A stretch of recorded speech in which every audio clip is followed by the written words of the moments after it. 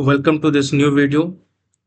So in today's video, we will be discussing function. We have already started the unit 4, which is unit 3, that is function. We had discussed what is function, how we will call a function, and what is parameter, what is argument, and all those things. So let's continue our discussion.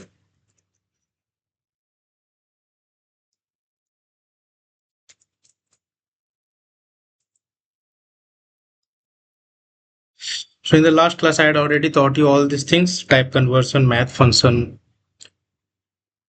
If you haven't watched that video, you can go and watch unit 3 lecture number 1. So today we will be starting from return values. So what is return? So return statement exits the function and optionally sends a value back. So writing return function is not mandatory. It's all up to you whether you want to write return or not. If you do so, then return will send the value back to you, and you can use that value later in your program. And once there is return statement written, any statement written below the return statement won't be executed, they will be ignored. And if you try to return multiple values as a tuple, you can do that as well. So now let me show the return to you.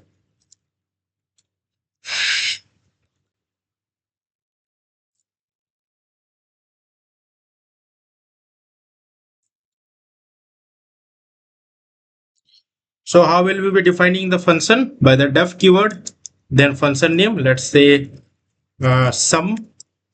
So what will sum function do? It will add two numbers. A and B is what? Argument.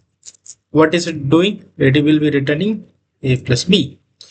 So let me explain the function part to you. Def keyword for defining a function. Sum is the function name. A and B are the placeholders or parameters who will send value to A and B. What will this function do? It will return the sum of A plus B.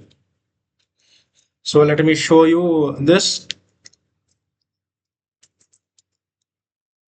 Print sum. Let's say we need the sum of 10 and 5. So 10, how will this work? So last class I taught you positional argument and all those things. So A will pair with 10, B with 5, as it is positional. So A will get the value of 10 and B will get the value of 5. Then it will do this. As we are calling functions, the flow of execution will go to the sum function, then it will add 10 plus 5, which value will be 5. Then it will come here and it will print it, because we are using the print function.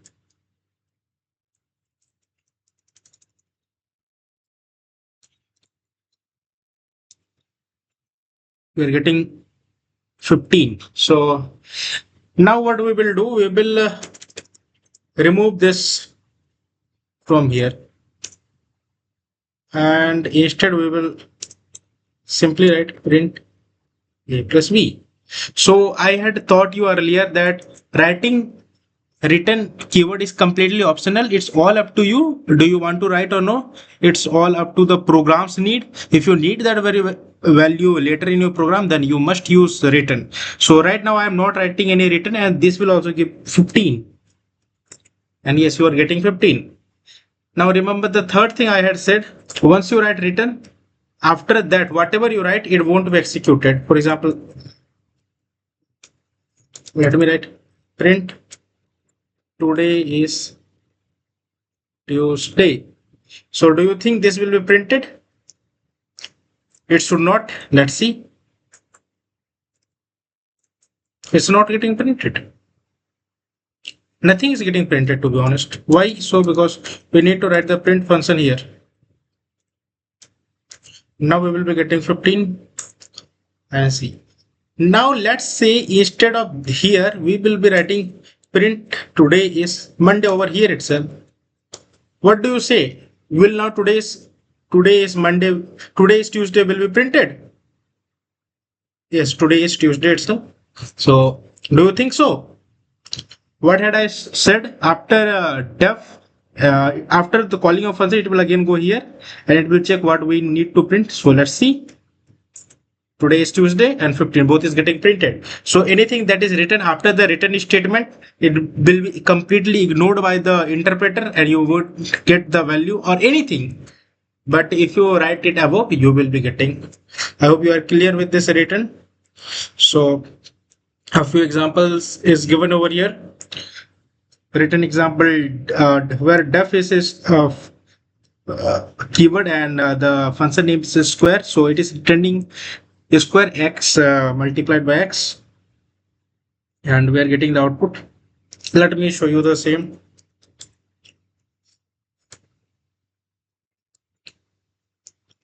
That's it.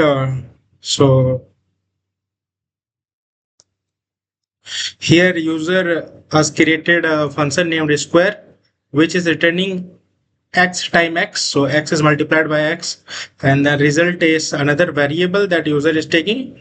Then he is calling the square function and he is passing here argument 5 as argument, and then we are getting, then he is printing the value of result variable and we are getting the output as 25. In this part you are learning how to return multiple values. You can do so by the means of tuple. You won't get this thing in a clear manner right now because I have not taught you tuple right now.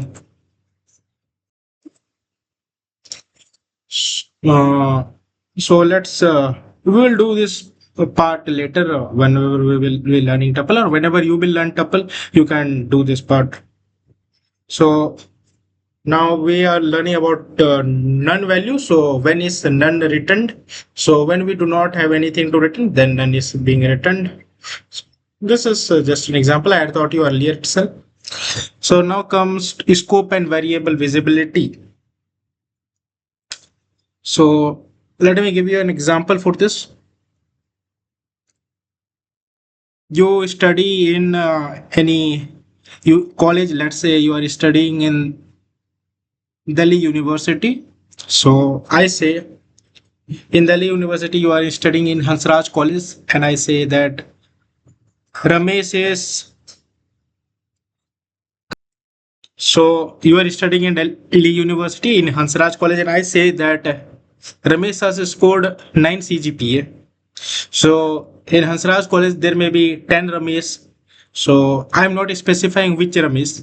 So how will you know? So you will check all Ramesh and get that. If I say in Delhi University Ramesh is studying and he got 9 CGPA. So in Delhi University there are multiple colleges like Hansraj, Venki and all others. So there will be multiple Ramesh, and many Ramesh have got that 9 CGPA. So right now I said in anyone in DU, then I say that Ramesh is in Hansraj College got 9 CGPA. So all the Ramesh in Hansraj you will be checking that got 9 CGPA. I say that Hansraj is studying in BSc Botany in the section, let's say 225 KY, he got 9 CGPA. So then there will be one particular Ramesh. So what is happening here? So first I said in complete university level, then I said in Hansraj College level, then I said in BSc Botany, that is a course. In that course, in a particular section. So right now what I said, Ramesh, I am saying each and every time, but now the scope for that Ramesh is getting changed each and every time. So this is the concept that we will be learning in variable scope. So scope refers to where a variable can be accessed in your code. So just right now I said the Ramesh in entire Delhi University, Ramesh in entire of Hansraj College, Ramesh in entire of BSc Botany, but only in section number K225KY. So I hope you got it. That's where that Ramesh can be found. So there are 4 types of scope. Local scope. Local scope is the variables that are defined in a function. So here I had created one square function, and here itself x can be seen. If you will try to give here any value, x is equals to 36 into plus 10. So it will print the value of x now, and we will remove this. So it will give you 46. It won't execute this very part. So see, you are getting 46. So when actually this is conflicting in nature, I will say you later.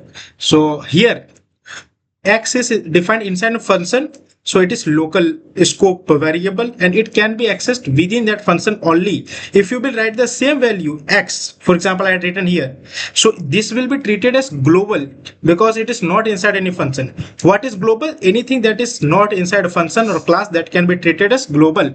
Then comes enclosing scope or non-local variables that are in outer functions that are accessible in inner function. Basically, the outer function encloses, surrounds the inner function, that will be known as enclosing scope. And finally comes the built-in scope, predefined Python names like println. These are all the functions that are given by default or by Python. So this will come in built-in scope. I hope you are clear with this.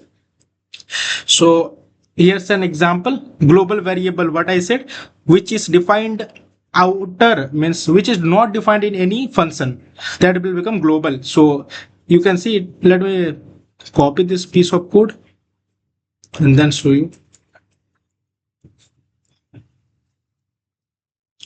So let's see here, global message, I am global.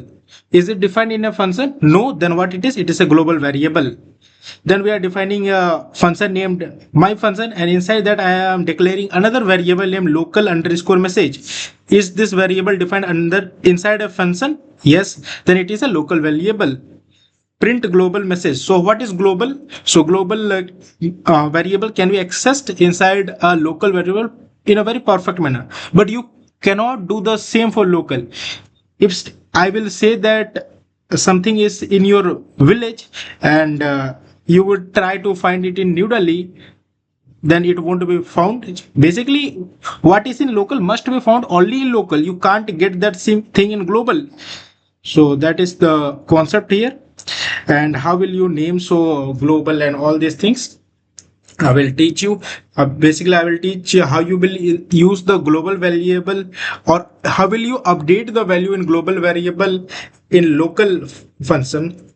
It won't be updated in local. It will be updated in global, but how will you do so in while in a function? I will teach you that part. So you can do so by writing global keyword before the variable name. So I hope you are clear with this. So let me explain the full code. So right now we are calling my function and we are trying to print a global message. So global message is this over here. It will print a very perfect manner. But when you will try without calling the function and you will try that print global message, then it will show error because it is a local scope and you are trying to use the variables that is the local scope in global scope, which is not allowed. So now global keyword, if you want to modify a global variable inside a function, use the global keyword. I just taught you right now. So before the variable name, write global and it will do the work. For example, here, let me show the piece of code to you. Let me take it to VS Code and teach you there. So counter is a variable which is a global variable. Then we are defining a function over here named increment. So then we are using the counter from global. So counter value here is 0. So global keyword we are writing here because we want to modify the global scored variable. Then you are writing counter plus 1 equal to 1. So this is written in condensed form, or you can say shorthand. It is basically counter equals to counter plus 1. Then you are printing the value of counter, and then you are using increment function is being called here. So you will be getting the output as 1, 2, and finally when you will check the value of counter variable that was earlier in global and will still is it is in global. So basically you can conclude this: when a function is defined in global scope, even if you will modify the function in local scope, it will be modified in global scope itself. So let me show you the same, and yes, we are getting the desired output. So I hope you are clear with this. Now here comes one deep insight for beginners. Variable inside a function are temporary workers. They exist only while a function is running. It is the same thing that I taught you earlier, that whenever you will call the function, then only it will be used. Whenever you want to call the function, then it won't be used. So once you call, then the variable inside a function becomes active and it starts working. That's the working model of local function, to be honest, local variable. Then comes recursion. So what is recursion? Before giving you the technical definition, I want to say you something that I hope you have seen a ladder.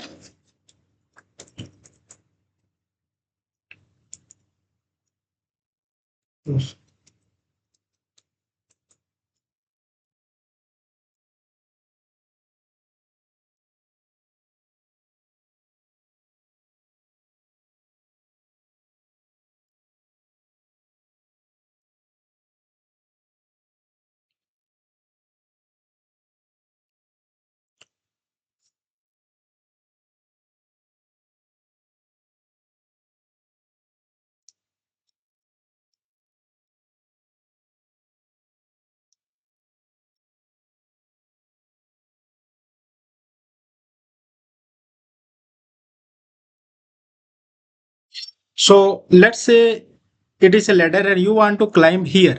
So how can you climb here? So first of all, you need to climb this step. Then from here you will go in second, then third, then fourth, then finally you will come here. So you can't go directly from here to here. So from the, let's name this step. So it is first, then it is second, then it is third, then this is fourth, and this is fifth. So first of all, you will go to first, then you will go to second, then third, then fourth, then finally you will go to the fifth.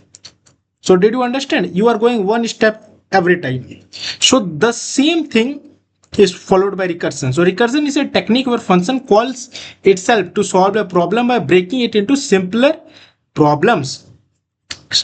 So there is two components of recursion. Base condition is the condition that stops a recursion. So what I said, when you will reach the fifth step, you will stop. So this is the base condition. And recursive case, the part where the function call itself with a smaller version of the problem. So what I said, when till you are not reached the 5, you will keep on going. So let's say you were in third, and is third step fifth step? Then no, it is not. Then take a jump, then you come to fourth and again check that if it is fifth step, it is not, then again you will take one jump and you will finally climb the fifth step. So real life analogy, the same that I discussed. Imagine climbing a ladder. You keep moving one step at a time until you reach the top. Only after reaching the top you do climb back down one step at a time. So once you reach here, then how will you come down? So first of all, you will go from 5 to 4, then 4 to 3, then 3 to 2, then 2 to 1, that, and finally 2 to 1 to 0. Let's name this 0 or ground. Then you will come. It's the same thing. Similarly, recursion keeps on making function call until the base case is reached. What is the base case? The case that makes the recursion stop. Then the calls written one by one. So base case is the case that makes the recursion stop. So, and recursive is the case that makes the recursion keep on going. We have been provided here with an example. Let me teach you this example now. So it is there is some issues with the program.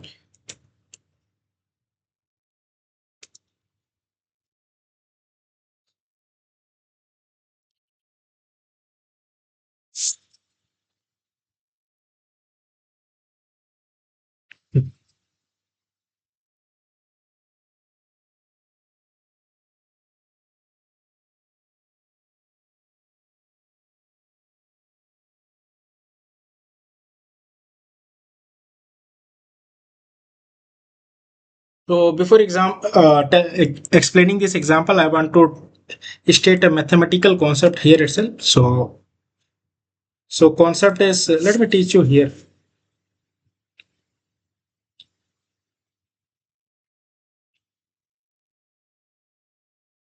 So the concept is factorial. So in mathematics, you will be studying factorial. So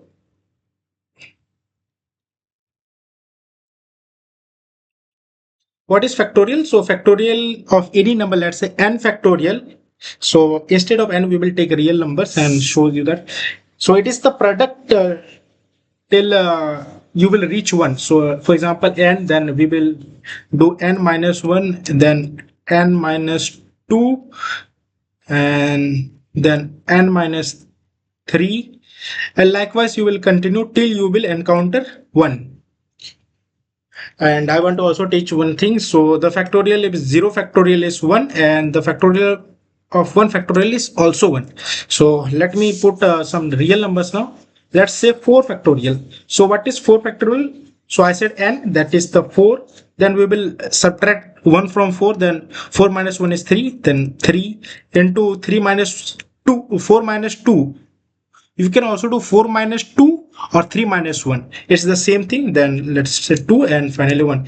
So this will be equal to 3 to the 6, 6 4 the 24. The answer must be 24. Similarly, what is 3 factorial? 3 factorial is 3 into 2 into 1.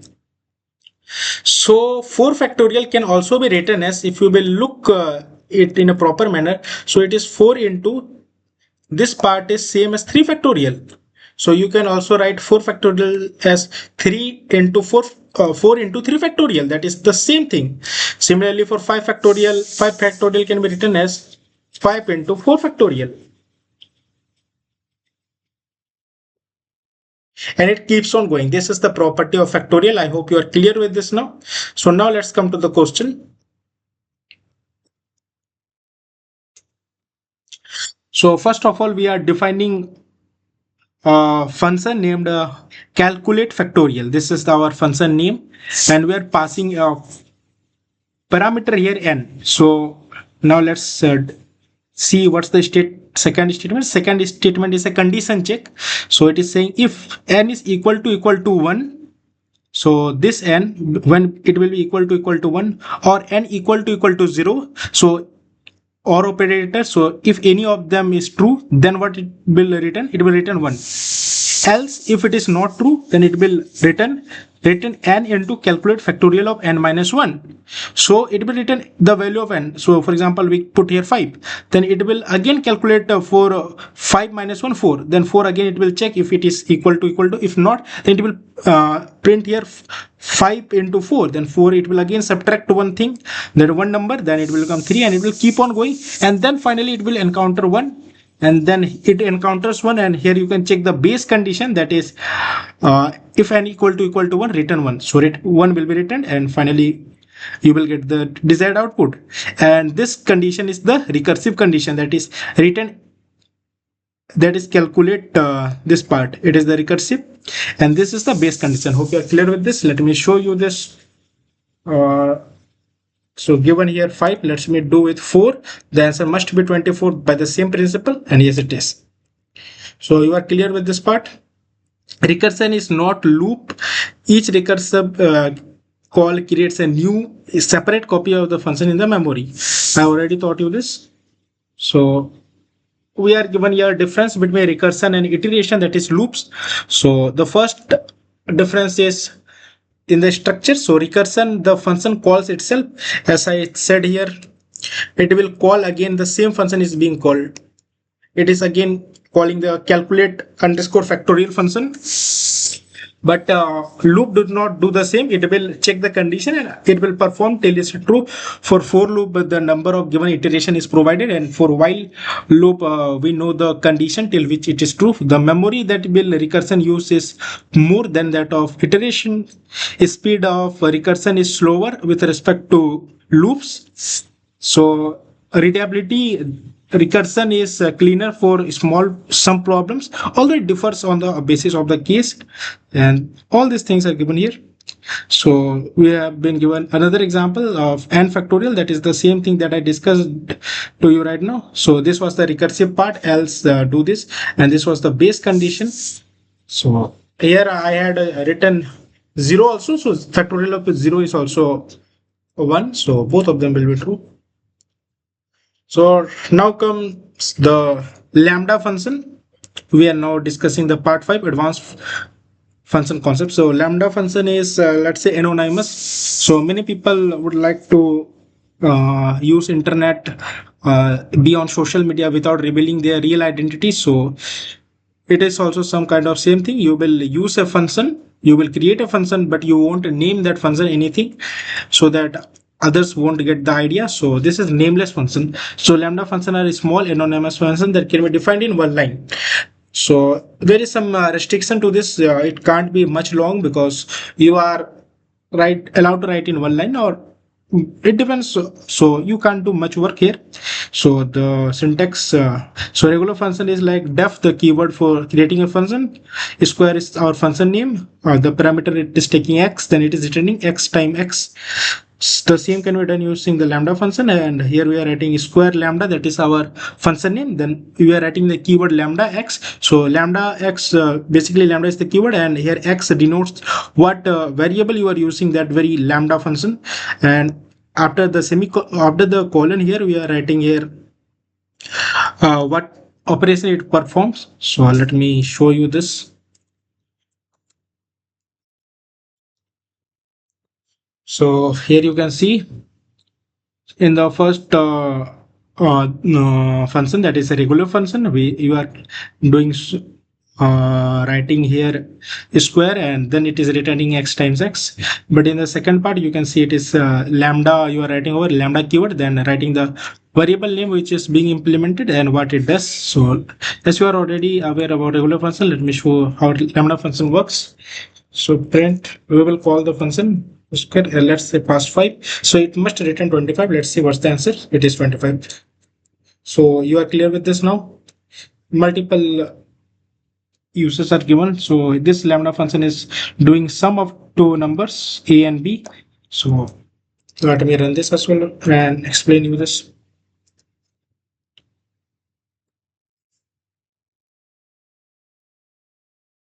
So add is the function name, lambda the keyword, and here we will write the values which the function, the name of the variables which we are using, and here we will write the expression which is being performed.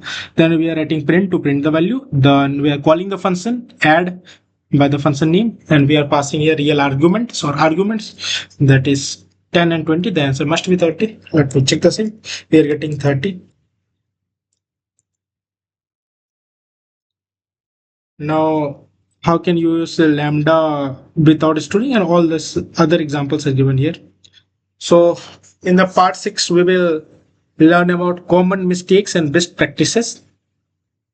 So the first mistake that often people do while using function is they forget parentheses. So you must not forget parentheses. Indentation must be uniform. That is 4 space.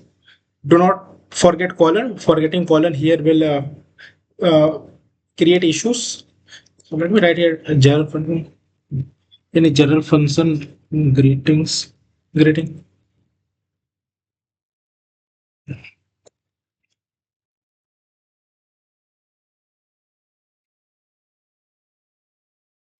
Uh, Variable scope error, I already thought that where it can be accessed. Then infinite recursion, if you do so infinite recursion, your program will crash. So what is base case? Base case is the case that helps you to stop the recursion, and recursive case is the case that helps you to continue the recursion. So return version printing, I already taught you. After you will use return keyword when you want to know the value, and you will use print when you do not want. After return keyword, if any statement is written below the return keyword, it won't be executed. That's all.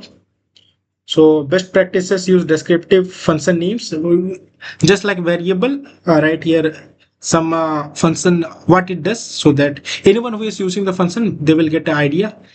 Keep function is small and focused. Use docstring to document your function. It is docstring will a type of comment. Basically, it will describe what your function does. Avoid global variables, pass it as parameters instead. So do not use global because it will create hindrance in your program. It may create conflict. Use meaningful parameters name. We have already done with this. Validate input when necessary. So you can check.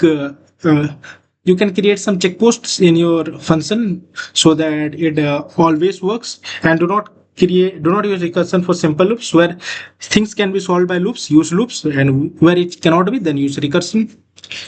So right now we will just go through the final summary. So function definition, use the def keyword, then function name and parameters, and then for indentation, and start writing what your function does. Function call is done by writing the function name, then argument if provided. If no argument is provided, just give parenthesis. What is parameter and argument? Just like food, I had said. In last class, I had given Flipkart example. Right now, I will give you some another example. For example, you live in a city and you are ordering food by Zomato. So you can order food by Zomato. That's the statement is correct, but there is nothing. There is no food named as food. So you will definitely order something. For example, you ordered noodles, or you ordered a pasta, or you ordered a pizza, or you ordered thali, or anything. So the real thing you are ordering, that is argument, and parameter is just placeholder. In our case, it was order. The written statement I already taught you. Type conversion. Type coercion, it is done by the Python automatically. And type conversion or explicit type conversion, so we programmers do it by writing the data types. Scope is the area where the value can be accessed. Recursion is when you call the function itself. Base condition is the condition that stops the recursion. Lambda function is used for anonymous function. Docstring, it is used by triple quote to document what your function does. Math module, you can import math module by import math, and you can use for it functions like factorial and all other things. I want to teach something amazing. Import math. So right now we made a function, a recursion for finding the value of factorial. You can do simply also. You can just write math, print math.factorial, and we will pass here. So import math, then write print, then math.factorial, because you are calling the factorial function from the math module. Then you can pass the number which factorial you want. So it will give you the same result as we did. So the best thing about Python is it offers many modules, and once we have modules, we can easily do our work without writing long codes. So this is the speciality that Python has. So quick reference: print is used to display output. Input is used to take take input from user. Len will give you the length of a string. Type will give you the data type. Int will convert to integer. Float will convert to float, that is decimal. String will convert to string, that is under quotes. ABS give you absolute value, that is non-zero value. Maximum will give you the maximum of the numbers, which is maximum, whichever is maximum. Minimum will give you the minimum value, whichever is minimum. Sum will give you sum of a list. Round will round a number to the next integer. That's all. And I thought you floor will always round towards the downside. For example, it's 3.9, then it will be 3, whereas seal will round always upside, that is 3.1 will be 4. I hope you are clear with this. So in this video, we already learned these very things. You must go through this once. I will be attaching the notes as well in the comment section, in the description. I hope you are clear with this, as functions are the building blocks of Python. Master them, and once you master function, you can master Python as well. So if you have any feedback regarding this video, make sure to drop the same in comment section. Thank you.